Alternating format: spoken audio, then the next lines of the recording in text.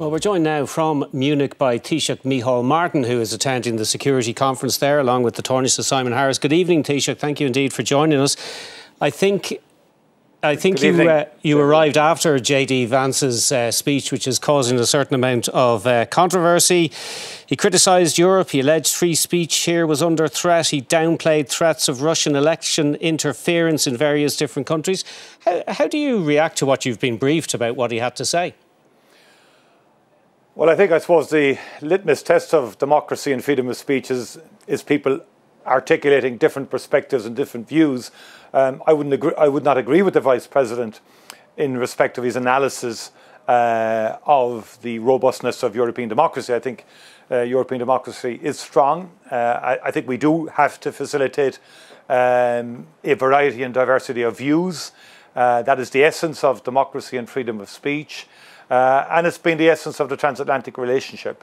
I would have met Vice President on Monday in Paris, where he gave a very forthright speech on AI and the new technology there. So he obviously over the last week he's been engaging with European leaders and with European Commission and so forth.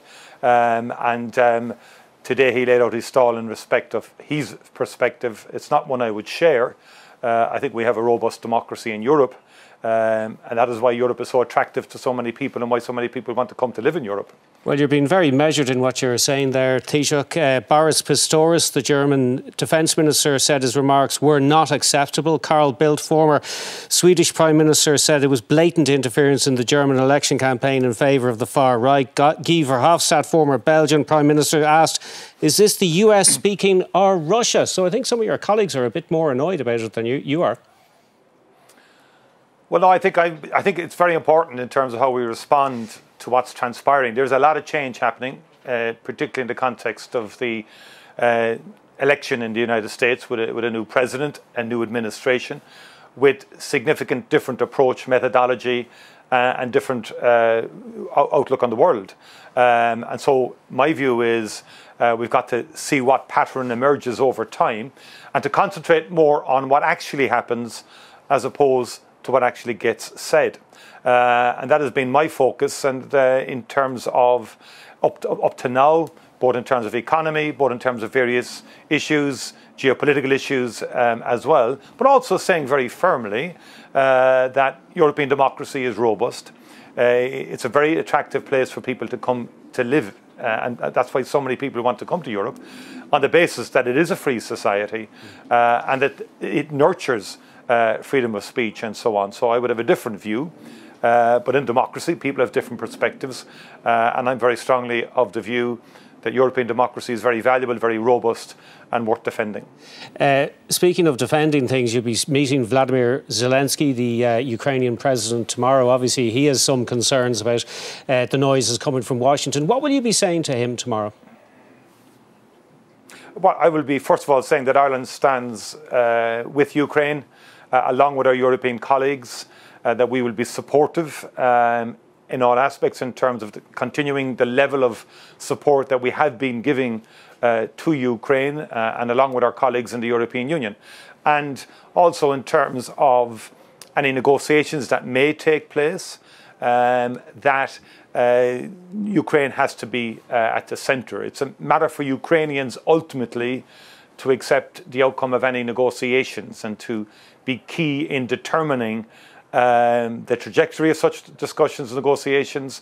I think we all want a just peace and a just settlement, one that guarantees, one that is sustainable in the long term, durable, particularly in terms of giving security to Ukraine and indeed to neighbouring European Union states and to Europe more generally. And that raises, I suppose, the question of defence of Europe and defence of those frontline states that you've alluded to there.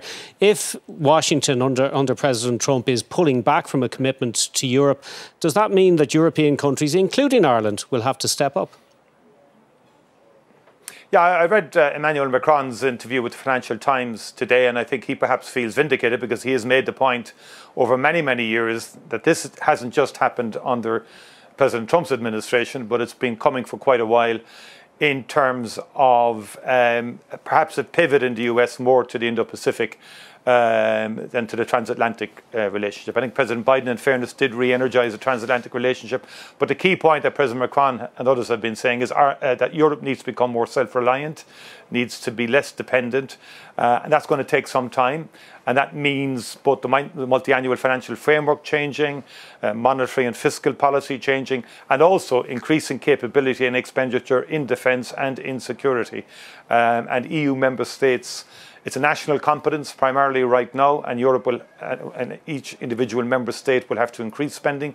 We are doing it already, following the Commission on the Defence Forces that was published 3 years ago, and we have a significant programme of increased expenditure on defence and on enhancing our capability, particularly in the maritime, cyber security, investing in primary radar, for example, and also working with other EU member states on some of those issues. Yeah, there's a bit of a delay in the line, my apologies, but primary radar, I mean, it's not today or yesterday that we realised the need for that. We don't have a clue what's going on in our territorial waters, do we?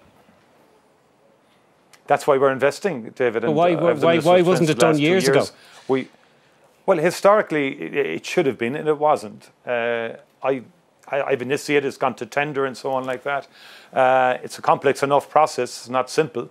And in fact, the European defence industry moves very slowly. And so we'll be working with others. And we've gone out to tender in respect of working with others in terms of procuring that and securing that. Okay. But I think the more immediate vulnerabilities are in the cyber security field and in the maritime and subsea cables. And we have done a lot of work there.